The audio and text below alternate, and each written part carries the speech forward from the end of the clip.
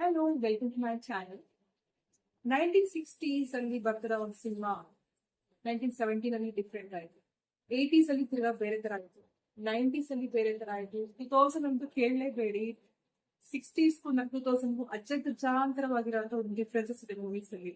ಇವಾಗ 2025 ಕೇಳ್ಬೇಕಾ, ಈಗಲೂ ತುಂಬಾ ಡಿಫ್ರೆಂಟ್ ಆಗಿರೋ ಮೂವೀಸ್. ಆಗ್ಲೂ ಈಗ್ಲೂ ಸಿನಿಮಾನೇ ಹೇಳ್ಬೋದು ನಾವು. ಸಿನಿಮಾ ಇದು ಸಿನಿಮಾ, ಅದು ಸಿನಿಮಾ, ಬಟ್ ತುಂಬಾ ವ್ಯತ್ಯಾಸ ಇದೆ. ಆಗ್ಲೂ ಈಗ್ಲೂ ಹೇಗೆ ತೆಗಿತಾರೆ, ಹೇಗೆ ಸಿನಿಮಾ ಮಾಡ್ತಾರ, ತುಂಬಾ ವ್ಯತ್ಯಾಸ. ಬಟ್ ಎನಿ ಹಾವ್, ಹಳೆ ಸಿನಿಮಾ, ಹಳೆ ಕಾಲ ಮೆಲ್ಕಾಕದ್ ಯಾವಾಗ್ಲೂ ಎಲ್ಲರಿಗೂ ಇಷ್ಟ ಆಗುತ್ತೆ ಅಂತ ಅನ್ಕೋತೀನಿ. ಅದ್ರಲ್ಲಿ ಈಗಿನ ಜನರೇಷನ್ ಪಾಪ ಇಂಥ ಸಿನಿಮಾಗಳನ್ನ ನಾವು ಆ ಮಕ್ಕಳಿಗೆ ತೋರಿಸ್ಬೇಕಾಗತ್ತೆ. ಹಳೆ ಸಿನಿಮಾನಲ್ಲಿರೋಂಥ ಮೌಲ್ಯಗಳು, ಮಾರಲ್ಸ್, ಆಕ್ಟಿಂಗ್ ಸ್ಕಿಲ್ಸ್ ಸುಮಾರಿಗೆ ಅದನ್ನೆಲ್ಲ ನೀವು ನೋಡ್ಬೇಕಾಗತ್ತಲ್ವಾ. ಸೊ ನಾನೊಂದು ಸಜೆಷನ್ ಮಾಡೋದೇನಂದ್ರೆ, ಇತ್ತೀಚಿನ ಪೇರೆಂಟ್ಸ್ಗಳು ಅಟ್ಲೀಸ್ಟ್ ಒಂದು ತಿಂಗಳಲ್ಲಿ ಒಂದು ಸಿನಿಮಾ, ಹಳೆ ಸಿನಿಮಾ ಚೆನ್ನಾಗಿರೋಂಥ ಮಕ್ಕಳಿಗೆ ತೋರಿಸಿದ್ರೆ ಅವ್ರಿಗೂ ಖುಷಿ ಆಗತ್ತೆ. ಅವ್ರನ್ನ ಅದು ಪಾಸ್ ಆನ್ ಮಾಡ್ಬೇಕಾಗತ್ತೆ. ನಮ್ಮೊಂದು ಹಳೆತನ ಏನಿತ್ತು ಅದು ಅವ್ರು ನೋಡ್ಬೇಕಾಗತ್ತೆ, ಚೆನ್ನಾಗಿ ಅನ್ಸುತ್ತಲ್ವಾ. ಸೊ ಇವತ್ತು ನಾವು ತಂದಿರೋಂಥ ಒಂದು ಸ್ಟೋರಿ ಭಕ್ತ ಕುಂಬಾರ. ಅದ್ಭುತವಾದ ಸಿನಿಮಾ. ಡಾಕ್ಟರ್ ರಾಜ್ಕುಮಾರ್, ಆಮೇಲೆ ಲೀಲಾವತಿ, ಬಾಲಕೃಷ್ಣ, ವಜ್ರಮುನಿ, ದ್ವಾರಕೇಶ್ ಅಂಡ್ ಇದರಲ್ಲಿ ಶ್ರೀದೇವಿ ಆಕ್ಟ್ ಮಾಡಿದ್ದಾರೆ ಈ ಸಿನಿಮಾನಲ್ಲಿ. ಎಷ್ಟು ಚೆನ್ನಾಗಿದೆ ಗೊತ್ತಾ ಇದು. ಮೇನ್ ಆಗಿದ್ದು ಒಂದು ಭಕ್ತಿ ಪ್ರಧಾನವಾದ ಒಂದು ಸಿನಿಮಾ ಅಂತೂ ಇದರಲ್ಲಿ ಎಲ್ಲ ಒಂದು ಬೇರೆ ಅಂಶಗಳು ಮೌಲ್ಯವಾಗಿರುವಂತ ಒಂದು ಸಿನಿಮಾ ಇದೆ. ಸೊ ಹೀಗಾಗಿ ನಾನು ಇದನ್ನ ಕಮ್ಮಿ ಟೈಮಲ್ಲಿ ಸ್ಕ್ವೀಸ್ ಮಾಡಿ ಅದನ್ನ ಹೇಳಲಿಕ್ಕೆ ಇಷ್ಟಪಡ್ತೀನಿ ಇವತ್ತು. ಓಕೆ, ಶುರು ಮಾಡೋಣ. ಅದಕ್ಕಿಂತ ಮುಂಚೆ ಹೇಳ್ಬೇಕು, ಇದು ಒಂದು ನೈಜವಾದ 13-14ನೇ ಶತಮಾನದಲ್ಲಿ ಮಹಾರಾಷ್ಟ್ರದಲ್ಲಿ ಇದು ನಡೆದಂತ ಒಂದು ನೈಜವಾದ ಕಥೆ ಅಂತ ಹೇಳ್ತಾರೆ. ಗೋರ ಒಬ್ಬ ಕುಂಬಾರ ಇದ್ದ, ಅವನ ಒಬ್ಬ ಸಂತ ಆಗಿದ್ದ. ಸೊ ಹೇಗೆ ಅವನ ಲೈಫ್ ಅಲ್ಲಿ ಆಯ್ತಲ್ಲ, ಆ ಸ್ಟೋರಿ ಬೇಸ್ಡ್ ಈ ಒಂದು ಭಕ್ತ ಕುಂಬಾರ ಮೂವಿ ಅಂತ ಹೇಳ್ತಾರೆ. ಇದನ್ನ ಹುಣಸಿ ಕೃಷ್ಣಮೂರ್ತಿ ಅವರು ಡೈರೆಕ್ಷನ್ ಮಾಡಿದ್ದಾರೆ. ಸೊ 1974 ಅಲ್ಲಿ ಬಂದಿರೋಂತ ಒಂದು ಸಿನಿಮಾ ಇದೆ, 1974. ಓಕೆ, ಸೊ ಮತ್ತೆ ನಾವ್ ಇದನ್ನ ಮೆಲ್ಕಾಕೋದಕ್ಕೆ ಸ್ವಲ್ಪ ಚೆನ್ನಾಗಿ ಅನ್ಸುತ್ತೆ. ನೋಡಿ, ಸಾಧ್ಯವಾದ್ರೆ ಇನ್ನು ಅಟ್ಲೀಸ್ಟ್ ಈಗ ಒಂದು 10 ನಿಮಿಷ ಕವರ್ ಮಾಡ್ತೀನಿ, ಕೇಳಿ ಕಮೆಂಟ್ಸ್ ಮಾಡಿ. ಓಕೆ, ಸೊ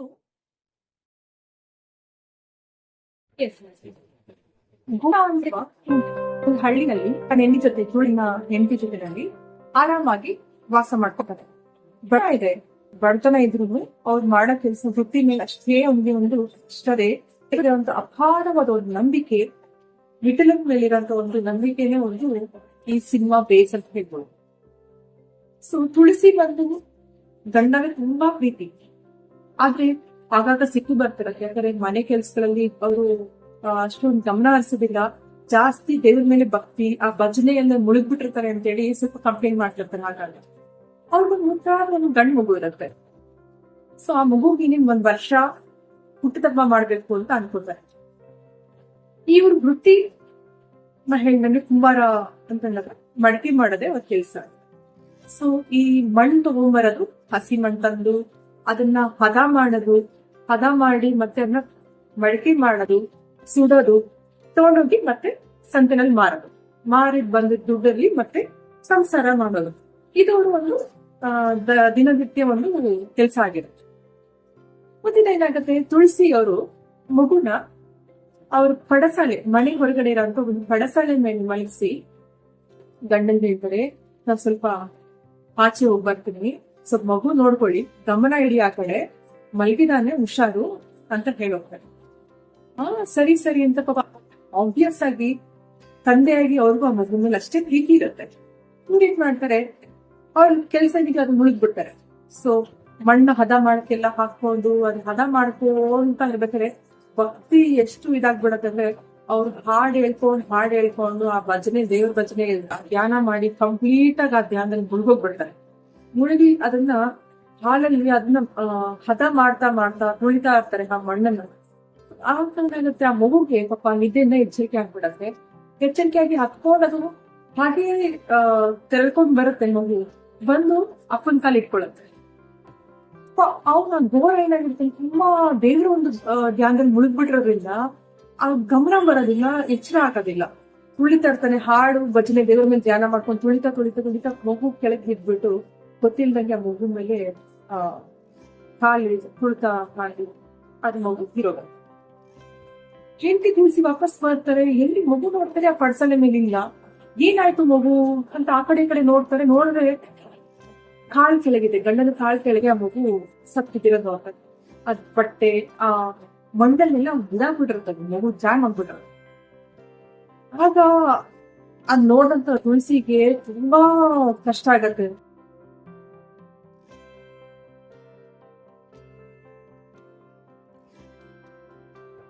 ಇದು ಇಂತ ಮಾಡ್ಬಿಟ್ಟಿದೀರಾ ಅಂತ ಹೇಳಿ ತುಂಬಾನೇ ಹಳ್ತಾಳೆ, ಎಲ್ಲಾ ಸಿಕ್ ಮಾಡ್ಕೋತಾಳೆ. ಅದೇ ಸತ್ತೋಗಿದೆ ಮಗು, ಏನ್ ಮಾಡಕ್ ಸಾಧ್ಯ ಇಲ್ಲ. ಅವನಿಗೂ ತುಂಬಾ ದುಃಖ ಆಗತ್ತೆ. ಊರವರೆಲ್ಲ ಸೇರಿ ಇವ್ನಿಗೀಗ ಆ ಮಗುನ ನೀನೇ ಸಾಯಿಸ್ಬಿಟ್ಟೆ ಅಂತ ಹೇಳಿ ಒಂದು ಅಪರಾಧ ವಹಿಸ್ತಾರೆ.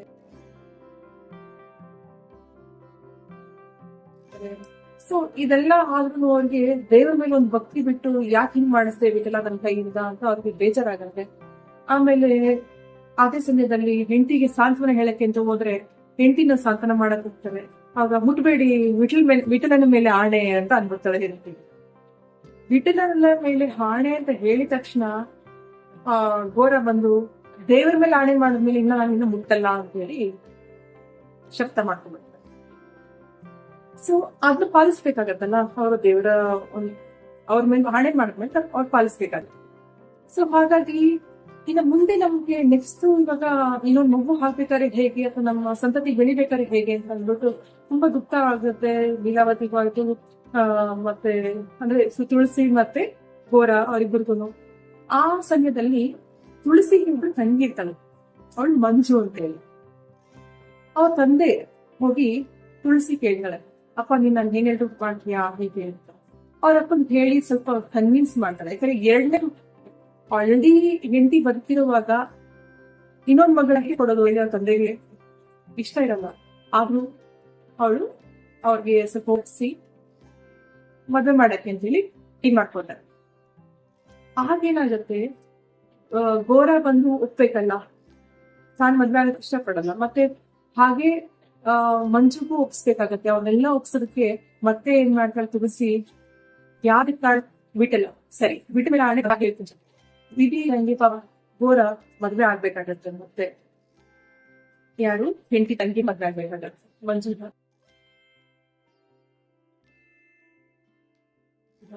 ಸರಿ ಮದ್ವೆ ಮಾಡ್ಕೊಂಡ್ ಬರ್ತಾರೆ. ಮದ್ವೆ ಮಾಡ್ಕೊಂಡೆಲ್ಲ ಬಂದ್ಮೇಲೆಲ್ಲ ಮನೆ ತುಂಬಿಸ್ಕೋತಾರೆ.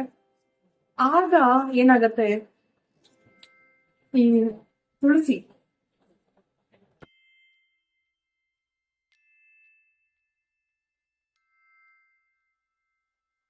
ಆಗ ಮಾವ ಬಂದು ಅಳಿಯನ್ಗೆ ಹೇಳ್ತಾನೆ, ಅಪ್ಪ ದೊಡ್ಡ ಮಗಳನ್ನ ನಿನ್ ಜೊತೆ ಹೇಗ್ ನೋಡ್ಕೊತಾ ಇರೋ ಹಾಗೆ ಇನ್ ಮುಂದೆ ಮಂಜುನ ನೀನ್ ಹಾಗೆ ನೋಡ್ಕೋಬೇಕು.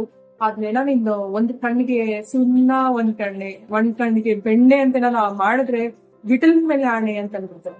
ಮತ್ತೆ ಅವ್ರು ಆಣೆ ಮಾಡಿದ್ದು ವಿಠಲನ ಮೇಲೆ ಒಂದು ಆಣೆ ಅಂತ ಹೇಳಿದ ತಕ್ಷಣ ಇದು ಅಷ್ಟೇ ಮುಗೀತು ಅಂತ ಅನ್ಕೊಂಡು ಘೋರ ಇಬ್ಬರನ್ನು ಸಮವಾಗಿ ನೋಡ್ಕೋಬೇಕು. ಹಾಗಾಗಿ ನಾನು ತುಳಸಿನೂ ಮುಟ್ಟಲ್ಲ ಮಂಜುನು ಮುಟ್ಟಲ್ಲ ಅಂತ ಹೇಳಿ ತೀರ್ಮಾನ ಮಾಡ್ಕೊಂಡೆ.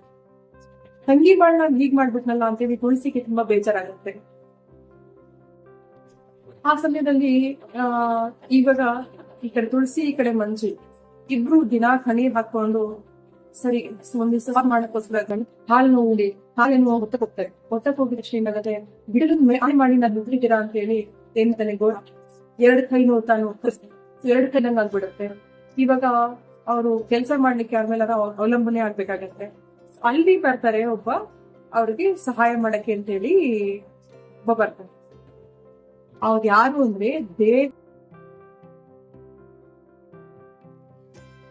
ದೇವರೇ ವಿಠಲ ಬಂದು ಆ ರೂಪದಲ್ಲಿ ಬಂದು ಇಲ್ಲಿ ಅವ್ರ ಮನೆಯಲ್ಲಿ ಸೇರ್ಕೊಂಡು ಎಲ್ಲಾ ಕೆಲಸನು ಅಚ್ಚುಕಟ್ಟಾಗಿ ಮಾಡ್ಕೊಂಡು ಮತ್ತೆ ಗೋರನ್ನು ಚೆನ್ನಾಗಿ ನೋಡ್ಕೊಂಡು ಗೋರ ಸೇವೆ ಮಾಡ್ತಾರೆ. ದೇವ್ ಎಲ್ಲ ಮಾಡ್ಕೊಂಡು ಚೆನ್ನಾಗಿರ್ತಾರೆ. ಹಾಗೆ ಒಂದಿನ ಹೀಗೆ ನಾಮದೇವ ಅಂತ ಹೇಳಿ ಒಬ್ಬ ದೊಡ್ಡ ಸಂತ ಅವನು ಇವ್ರ ಮನೆಗ್ ಬರ್ತಾನೆ.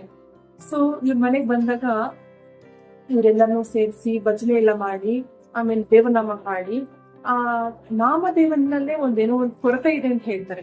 ಎಲ್ಲಾರು ಚೆಕ್ ಮಾಡ್ತಾರೆ, ತಲೆ ಹಿಂಗ್ ಹೊಡೆದು ನೋಡ್ತಾರೆ ಯಾರ್ದು ಪಕ್ವವಾಗಿದೆ ಯಾರು ಪಕ್ವವಾಗಿಲ್ಲ ಅಂತ ಹೇಳ್ತಾ ಇರ್ತಾರೆ. ಆಗ ನಾಮದೇವ ಅನ್ನೋ ಸಂತದು ಅವ್ರು ನೋಡ್ಬಿಟ್ಟು ಇನ್ನು ಪಕ್ವ ಆಗಿಲ್ಲ ಅಂದ್ಬಿಡ್ತಾರೆ. ಆಗ ನಾನ್ ಎಷ್ಟು ದುಡ್ಸ್ ಅಂತ ನನ್ ಮೇಲೆ ಹೇಳ್ಬಿಟ್ಟಿದ್ಯಾ ಹೀಗೆ ಅಂತ ಅಂದ್ಬಿಟ್ಟು ಎಲ್ಲ ಸಿಟ್ ಮಾಡ್ಕೊಂಡು ಇವ್ರಿಗೆ ತುಂಬಾನೇ ಕೊಬ್ಬಿದೆ ಹಾಗೆ ನಿಂತ್ಕೊಂಡೆಲ್ಲ ಹೋಗ್ಬಿಡ್ತಾರೆ. ಅಲ್ಲಿ ಇವ್ರಿಗೆ ಒಂದು ರೆಸ್ಕ್ಯೂ ಅಂತಂದ್ರೆ ಒಬ್ರು ದೇವ್ರು ಎಷ್ಟು ನಂಬ್ತಿದಾನಲ್ಲ ಆ ದೇವ್ರ ಕೈ ಬಿಡೋದಿಲ್ಲ. ಅಲ್ಲಿ ದೇವ್ರಿನ ಪ್ರತ್ಯಕ್ಷ ಆಗ್ತಾರೆ. ದೇವ್ರೇನೆ ನಾವು ಅವ್ರ ಮನೇಲಿ ಇದ್ದಿದ್ದಿಷ್ಟ ದಿನ ಅಂತ ಗೊತ್ತಾಗತ್ತೆ. ಎಲ್ಲಾ ಸೇವೆ, ಬೋರನ್ ಸೇವೆ ಮಾಡ್ತಾ ಇದ್ದು, ಮನೆ ಕೆಲಸ ಮಾಡ್ತಾ ಇದ್ದು, ಪ್ರತಿಯೊಂದು ದೇವ್ರು ಸೊ ವಿಠಲನೇ ಬಂದು ಮನೇಲಿ ನೆಲೆಸಿದ್ದ ಅಂತ ಹೇಳಿ ಗೊತ್ತಾಗತ್ತೆ. ಆ ಭಜನೆ ಮಾಡ್ತಾ ಎಲ್ರು ಅಲ್ಲಿ ಸೇರಿದಾಗ ದೇವಸ್ಥಾನದಲ್ಲಿ ಮತ್ತೆ ಅವ್ರ ಆ ಮಗು ದೇವ್ರು ವಾಪಸ್ ಕೊಡ್ತಾನೆ. ಮತ್ತೆ ಕೈ ಹೋಗಿದಂತ ಕೈ ಎರಡು ಬರುತ್ತೆ, ಭಜನೆ ಮಾಡ್ತಾ ಹಾಗೆ ಕೈ ಎರಡು ಬಂದ್ಬಿಡುತ್ತೆ. ಸೊ ಏನೇನ್ ಕಳ್ಕೊಂಡಿದ್ದ ವಾಪಸ್ ಬಂದಂಗಾಗತ್ತೆ. ಮತ್ತೆ ಅವರು ದೇವ್ರು ಬಂದ್ ಹೇಳ್ತಾರೆ ಆಣೆ ಎಲ್ಲ ಇಲ್ಲಿಂದ ಏನು ಇಲ್ಲ, ಎಲ್ಲ ಕ್ಯಾನ್ಸಲ್ ಅಂತ ಹೇಳ್ತಾರೆ. ಸೊ ಈಗ ಆರಾಮಾಗಿ ಮಂಜು ಮತ್ತೆ ತುಳಸಿ ಜೊತೆನಲ್ಲಿ ನೀನು ಸಂಸಾರ ಮಾಡ್ಕೊಂಡಿರ್ಬೋದು ಅಂತ ಹೇಳಿ ದೇವ್ರು ನಿನ್ನ ಒಂದು ಭಕ್ತಿಗೆ ನಾನು ಹೆರಿಗಾಗಿದ್ದೀನಿ, ನೀನು ವರವನ್ ಕೊಡ್ತಾ ಇದ್ದೀನಿ ಅಂತ ಹೇಳಿ ಹೇಳ್ತಾರೆ. ಸೊ ಇದೆಲ್ಲ ತಿಳ್ಕೊಂಡಂತ ಜನನು ಆ ಭಕ್ತ ಕುಂಬಾರ ಅಂತ ಹೇಳಿ ಒಂದು ಅವ್ರಿಗೆ ಆ ಊರಲ್ಲೇ ಒಂದು ಹೆಸರಾಗತ್ತೆ. ಓಕೆ, ಇದು ಇವತ್ತಿನ ಒಂದು ಕಥೆ ಆಗಿತ್ತು. ಭಕ್ತಿಯ ಒಂದು ಕಥೆ. ಭಕ್ತಿಯಿಂದ ಆರಾಧನೆ ಮಾಡದೆ ಎಂತ ಇವರು ಒಲಿತಾರೆ, ನಮ್ಗೆ ಏನೇನ್ ಬೇಕು ಕೊಟ್ಟೆ ಕೊಡ್ತಾರೆ ಅನ್ನೋದೊಂದು ನಿದರ್ಶನ ಮಾಡಿ. ಎಸ್, ಇನ್ನೊಂದು ಚಿತ್ರದೊಂದಿಗೆ ನಾನು ನಿಮ್ಗೆ ಮತ್ತೆ ನೆಕ್ಸ್ಟ್ ಇದ್ರಲ್ಲಿ ಬರ್ತೀನಿ, ವಿಡಿಯೋನಲ್ಲಿ ಪ್ರೆಸೆಂಟ್ ಮಾಡ್ತೀನಿ. ಈಗ ಚೆನ್ನಾಗಿದ್ರೆ